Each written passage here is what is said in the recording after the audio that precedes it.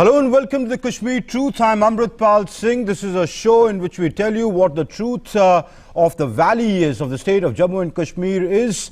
Over the next half hour on DD India at 6:30 p.m. we bring you the show which we repeat telecast at 9:30 a.m. on DD News the next very day, where we tell you what is the reality in the valley. Why the need for it? The need for it because there's a lot of untruth, a lot of misinformation that is floating around, and this is a well-oiled machinery, a fake news factory which is working overtime to spread this disinformation, to spread misinformation with the vested interest of creating unrest in the valley. So we bust that fake news factory. Till now we've busted over 60 fake posts over the past 1 month that we've been bringing you this show.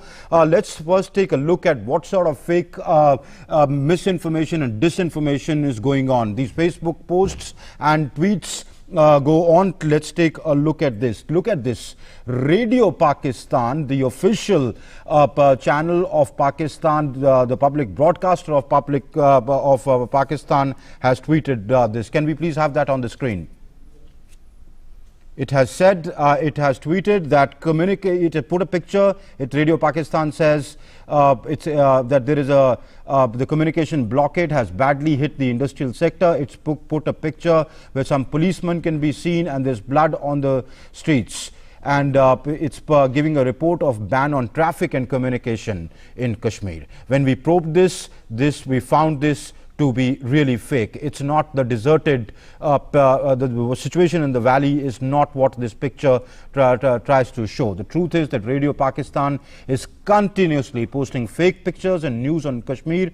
Earlier, Radio Pakistan had also run a fake statement on the president of Sri Lanka, they had said that the president of Sri Lanka has made certain references to Kashmir when in fact the president's office came in and said they had made no such statement. This picture is of a police investigation actually after the Pulwama terror attack. So that's what the truth is. Take a look at this. This is a handle called Ghazwa-e-Hind. The Twitter handle Ghazwa-e-Hind has posted pictures of 2 injured children with blood spattered on their face and claiming that India is violating human rights not only in Kashmir but in other parts. And this also is a fake picture. I mean, this is not of Kashmir of today.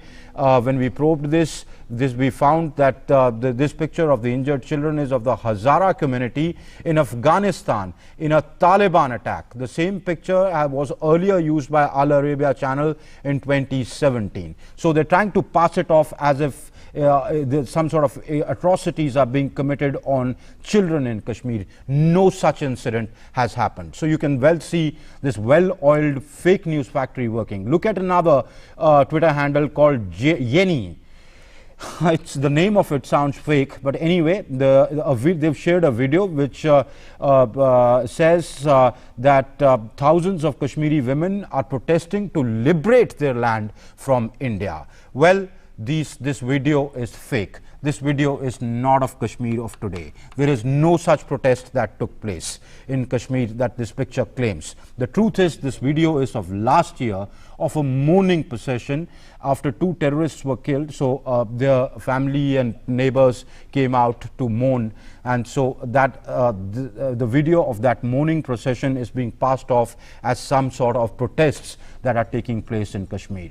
Well, let me tell you that no such thing is taking place in Kashmir. Let's show you what the Kashmir of today looks like. If we can play the visuals. Yes, this is what Srinagar looked like today.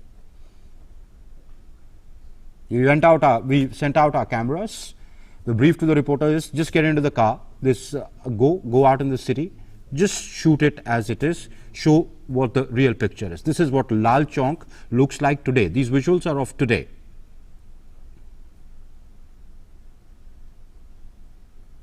Just drive through the city and bring us what the city looks like, and we beam you these visuals. These were shot a little while back. So this is the Srinagar of today. Contrast it to the so-called protests that Ghazwa, surrogate handles like Yeni and Ghazwa-e-Hind do. And let me tell you, these are surrogate handles which are created by a well-oiled machinery being run from the headquarters in Rawalpindi, the army headquarters in Rawalpindi. And we've busted, as I said, more than 60 such fake tweets and Facebook posts till now. Every day we bust this fake factory and bring you what the real picture is. Let's talk about how schools are going. Even as primary and middle and high schools are opening and functional in the valley, attendance is slowly but steadily picking up. Also, Kashmiri students are taking tuitions through community coaching classes.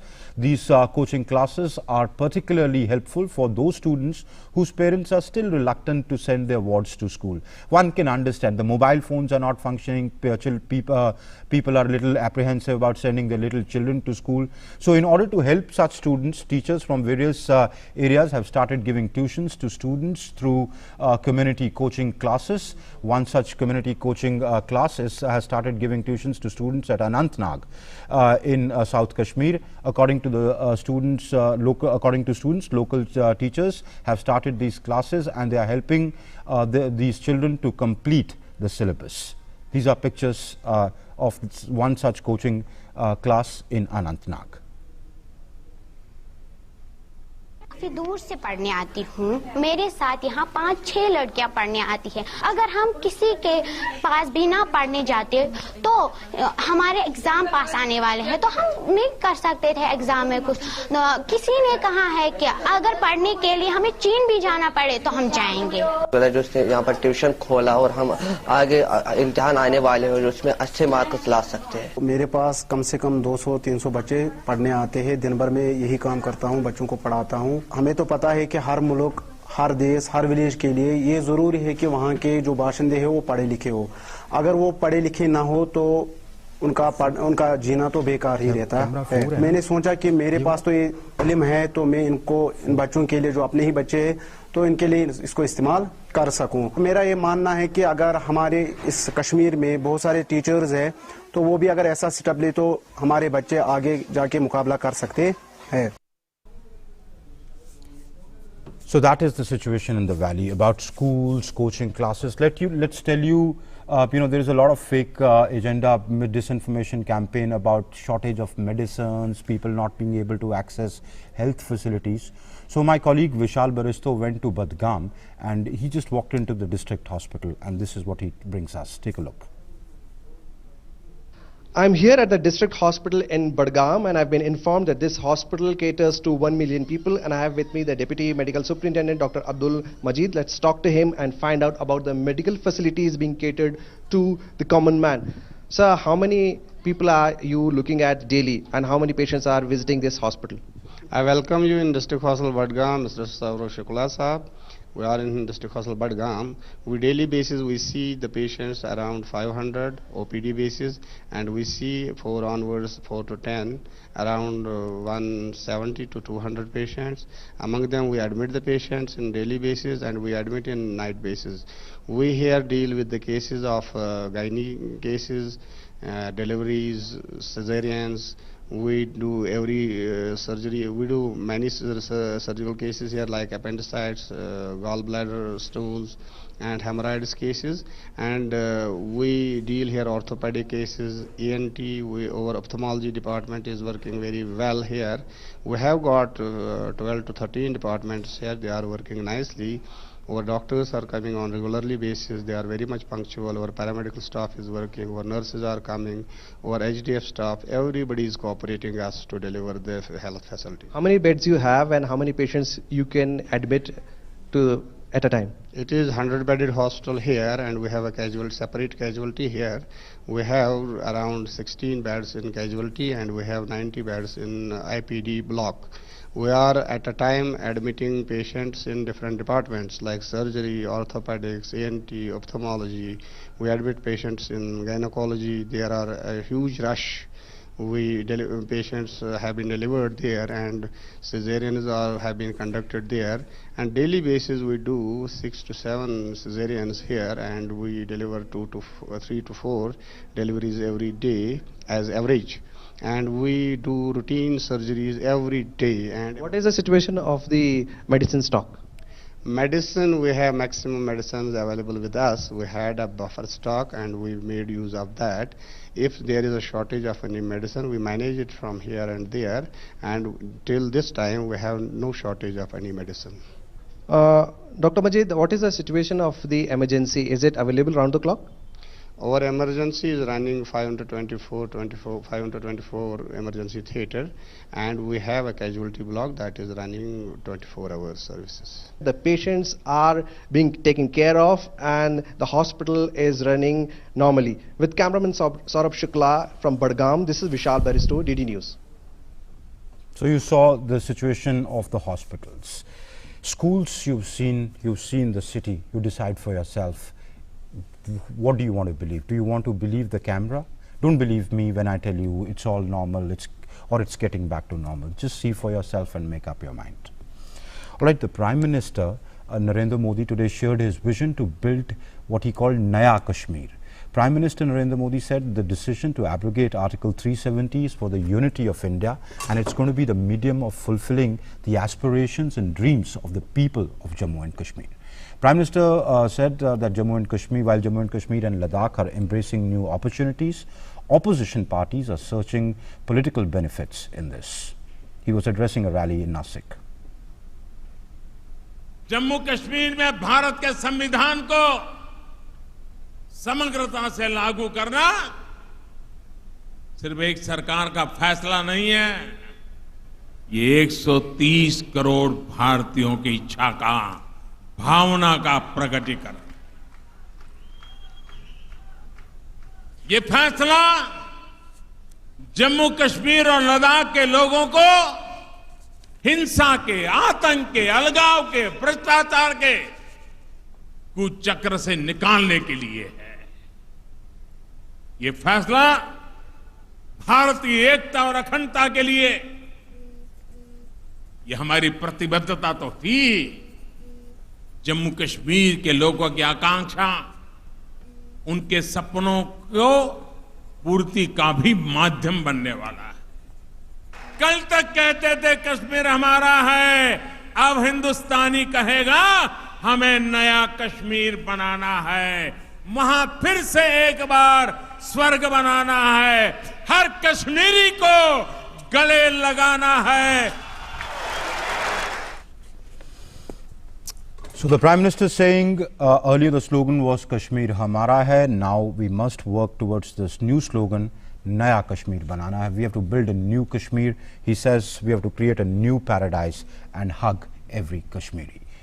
To talk more about that, I have with me senior journalist Praful Ketkar joining me in the studio. Praful, many thanks for being on the show. How do you see the Prime Minister's sharing his vision that now you've solidified by abrogating Article 370, it reflects the aspirations of the Kashmiri people and of 130 crore Indians that he says, and he says now the task is to build a new paradise once again there. This is very significant. You know, before coming to Prime Minister's statement, I would like to make one point, you know, about the news that you busted as far as the fake news. The fake news, you know, by many Pakistan-supported handles. See, a delegation of journalists just came from the valley yesterday, and I was talking to them. There is certainly some kind of apprehension, there is some kind of reservation, but there is a lot of hope. What next is the question in their mind. Okay. What are the opportunities that are going to come in their mind? And whatever apprehension is there is not because of the controls that are imposed by the government. It is because of the you know, Pak-supported separatist and you know terror factories that are creating the atmosphere of you know terror Yeah. that is creating apprehensions. Okay. So what you saw about, you know, there is certain kind of numbers still picking up in schools, that is mainly because of that. So situation is whatever little is there, it's not because of the control from the government the side. Restrictions imposed by the government, you saying it is because of the fear still factor. separatist elements trying to actually find their you know, fight their battle for survival because they know very well that once this situation is normalized, when each and every common Kashmiri person coming out to do their daily activities and they start seeing benefits of 370 reaching to them, that will be end to this entire industry based on militancy and terrorism. And Pakistan is also afraid of that. So these two things are, working hand in hand, and in that context, Prime Minister's message is very important of building new Kashmir and hugging every Kashmiri. Because, after amendment to Article 370 and complete abolition of 35A, suddenly, people started talking about the property and investment, and yes, those things are, investment and economic development is important. What is more important is, a generation of Kashmiris lived in, this false premise created by certain vested interests that there was some special status and that is gone. Now, if you create this kind of narrative that, somebody from outside is going to come and, take over your property, that is not the thing. It is not the question of property, it is a question of people. And that's why the words Prime Minister used, we generally use this abrogation of, this is no abrogation, this is amendment to our constitution. This is abolition of Article 35A which came through presidential order. But what Prime Minister said today, the complete implementation of each and every article of Indian constitution, it is an extension of Indian constitution to the entire territory. That spirit is very important. Yeah, but if you raise that, shouldn't we condemn in the same breath this sort of triumphalism that we saw after the abrogation of 35A and amendment to 370, that we'll go and buy properties there, and so that creates an apprehension in the minds of the Kashmiris. That's why the fear that our cultural identity could be at stake. So shouldn't it be condemned here on this show that such sort of triumphalism, there is no place for such sort of triumphalism? Yes, there is no place for such place of triumphalism, and that's why Prime Minister's message in somewhere in Maharashtra becomes all the more important, because he is not communicating to the people of Jammu and Kashmir there. He is communicating people of rest of India what kind of approach they should have in this new situation. We are not here to talk about just a piece of land. We are talking about the Kashmiri people, about the people, about unity and integrity of the nation, and making our entire constitution applicable to each and every corner of India. Okay. Praful, the Prime Minister also referred to, he spoke about the aspirations of the Kashmiri people, and he said that this would take away the corruption that was happening there and now would pave the road for future development. See, this garb of 370 and 35A was used as a double-edged weapon. On the one hand, it created this false consciousness of having some special status. What was that special status? The flip side of it was terrorism, fear and misgovernance. So this misgovernance aspect means thousands of crores of rupees was were disbursed from the center just for the cleaning of Dal Lake. What happened to Dal Lake? What was the status, It was as dirty as it was, yeah. So, and where did that money go? Nobody could ask, because there was no transparency. What we are seeing in the entire case of Jammu Kashmir Bank, for example, the advertisement came out, the exam took place, the interviews took place, 560 candidates were supposed to be selected. Who were selected? The actual appointment letters were given to the PDP office bearers, karyakartas. What kind of system is this? This fiefdom and feudal mindset is completely shocked now, and they are supporting the Pakistani agenda of fear and absolutely terror. And it's that select group of people who were embezzling funds, who stand to gain from them, then the separatists, the terror factory, because their constituency was working, and of course Pakistan, whose agenda is very, very clear, to use terrorism as a state policy, which has been exposed the world over, fora after fora, international forum after forum, at various fora, they've been exposed. FATF is sitting on their head. They could go down to the blacklist if they don't act. Well, we showed you what the situation in Jammu and Kashmir is. Just let's take a look at what the situation in Pakistan is. Minorities in Pakistan are up in arms due to continued atrocities against them. These are visuals from Karachi. People gathered in huge numbers in Karachi to protest the murder of another Hindu girl. This time this young girl who was a dental student was Namrata Chandani. It is believed that this murder was done for forced conversion. People protested in the streets of Karachi, as you can see, against this murder of this Sindhi Hindu girl. Her body was found hanging from a rope in Larkana in the Sindh province of Pakistan. The hearts of all the Sindhi people are bleeding. Namrata was our daughter. She is my daughter. And this is really very unfortunate that she is not with anymore. Whatever the circumstances and circumstantial evidence is suggesting, that is a brutal murder, we see it as a continuity of a wave of violence against Sindhi people. Among Sindhis, Sindhi Hindus are the most peaceful, most voiceless people. And this brutal violence has been unleashed against them. We believe it is attack on Sindh. This is not the first time. It started in 1947 when 25% of the population was forced. The riots were orchestrated. People were killed, people were brought, and they left. They left their motherland, they left their property, they left their houses, they left their businesses, which in current times are not billions, they are worth trillions. And they want to do this again. So that's what the situation is.